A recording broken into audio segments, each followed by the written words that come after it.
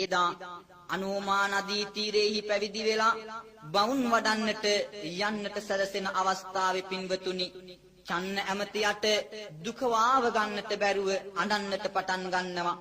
මේ හැම දෙයක්ම බලා සිටින කිසිවක් නොතේරෙන අර තිරිසන්ගත සත්වයා කවුද? කන්තක අස්වැයා. ඔහුටත් පුදුම විදිහේ වේදනාවක් ඇති වෙනවා.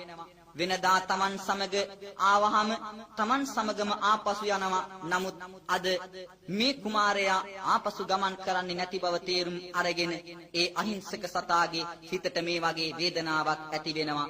එහි අවසාන ප්‍රතිඵලය උනේ මෙන්න මේකයි. මේ තිදෙනාම එක දවසක ඉපදෙනවා.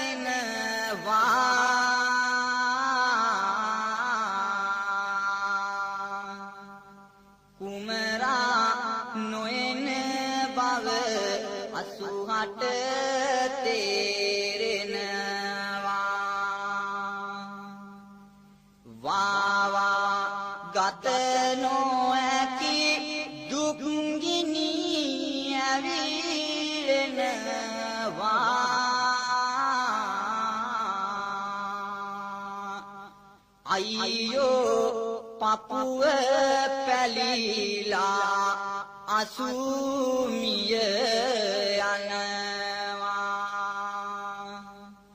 ගංගා තීරයේදී කන්තක මිය යනවා.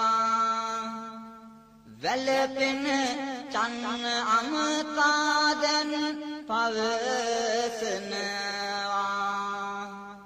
අසිපත සමග ආභරණද පවරනවා.